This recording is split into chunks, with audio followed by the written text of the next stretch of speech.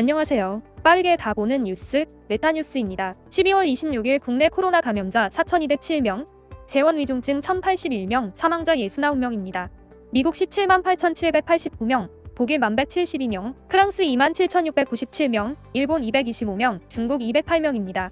김건희 씨 의혹 관련 국민의힘 선거대책위원회는 게임협회 기획이사, 애니메이션 작품 수상 경력 2가지, 서울대 경영학과 석사, 삼성미술 전시관 전시 관련 잘못을 사과했습니다. 하지만 서울대 글로벌 리더 과정 6개월 프로그램 중 5일짜리 뉴욕대 방문 프로그램 논란, 게임산업협회 재직증명서, H컬처 테크놀로지 재직증명서는 위조가 아니라고 했습니다. 그리고 한림성심대를 한림대로 기재한 것과 한국폴리텍대학 산학겸임교원을 왜 부교수라고 적었는지는 해명하지 않았습니다.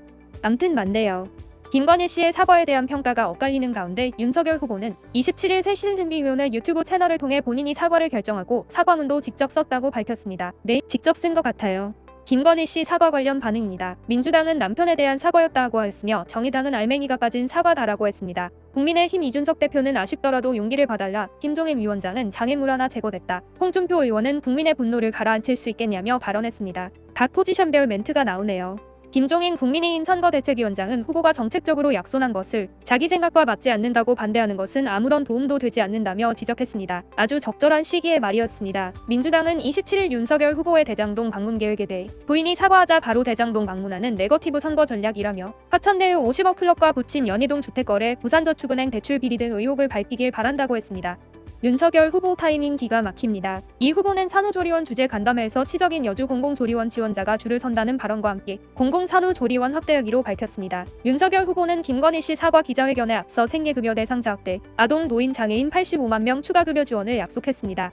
두 분 다 파이팅입니다. 이재명 대선 후보는 경선 경쟁자였던 이낙연 전 대표와 함께 국민통합위원회 출범식을 가졌습니다. 둘이 친해 보여요. 문재인 대통령은 대기업 총수들을 청와대로 초청해 오찬 간담회를 가졌습니다. 특히 삼성 이재용 부회장을 만나는 건 지난 8월 이 부회장 가석방 이후 처음입니다. 나는 어색하게 잘하겠죠? 자녀 입시 비리 의혹 등으로 구속 기소돼 수감 중인 정경심 동양대 교수가 지난 24일 공판 종료 후고 서울구치소로 돌아가는 과정에서 쓰러져 뇌진탕 증세를 보여 서울 모병원에 입원한 사실이 뒤늦게 알려졌습니다.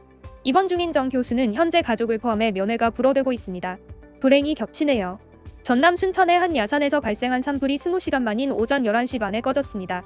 인명피해는 없었지만 축구 경기장 14개 크기인 산림 10만 제곱미터가 탄 것으로 추정됩니다.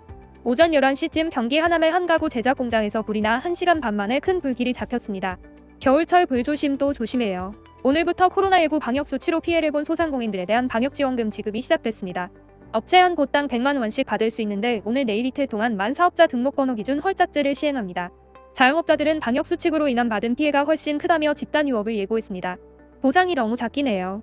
미 콜롬비아 의대팀은 화이자와 모더나, 아스트라제네카와 얀센 등 기존 백신으로는 오미크론의 전파를 막기 힘들다는 연구 결과를 네이처지에 발표했습니다. 백신 접종자든 코로나 응치자든 돌파 감염될 가능성이 있다며 코로나가 어떻게 진화할지를 예측한 백신과 치료제를 개발해야 한다고 밝혔습니다.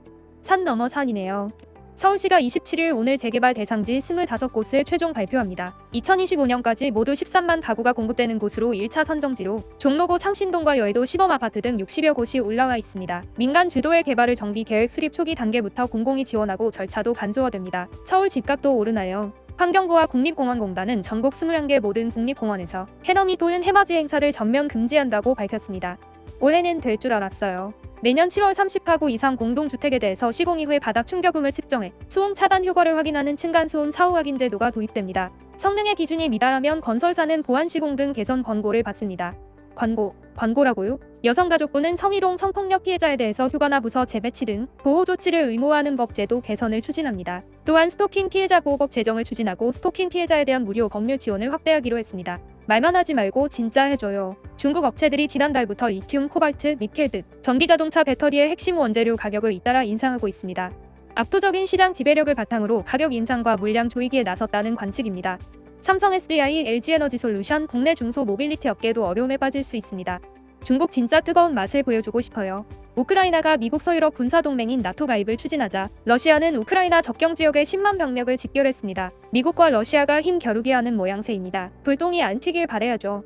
남아프리카 공화국 인권운동의 상징 인물인 데스몬트 투투 명예 대주교가 향년 90세 나이로 세상을 떠났습니다. 대주교는 인종차별 원칙인 아프레이트 인권운동의 상징적 인물로 1984년 노벨 평화상을 수상했습니다.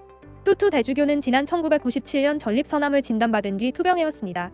삼가 고인의 명복을 빕니다. 일본 기시다 후미오 내각의 지지율이 60%를 넘으며 상승했습니다. 일본 정부의 코로나19 대응을 여론이 긍정적으로 평가하고 있는 것으로 보입니다. 일본 정부는 오미크론 유입을 차단하기 위해 지난달 30일부터 외국인의 신규 입국을 원칙적으로 금지했습니다. 일본은 어제 확진자 225명으로 아주 대단한 숫자입니다. 그룹 방탄소년단 멤버들이 잇따라 코로나19에 감염됐습니다. 미국 라 공연이 끝난 후 휴가가 확진 판정을 받은 데 이어 RM과 진도 잇따라 확진됐습니다. 지난 8월 BTS 멤버들은 2차 접종을 맞은 상태라고 합니다. 하늘이 시여. 토트넘 손흥민이 한국 시간 27일 오전 0시 잉글리시 프리미어리그 크리스탈 팰리스와의 홈경기에서 리그 8호 골 및 4경기 연속골을 장렬시키며 토트넘의 3대0 완승을 이끌었습니다. 이 골로 손흥민은 리그 8호 골이자 시즌 9호 골을 기록했습니다. 아이 좋아.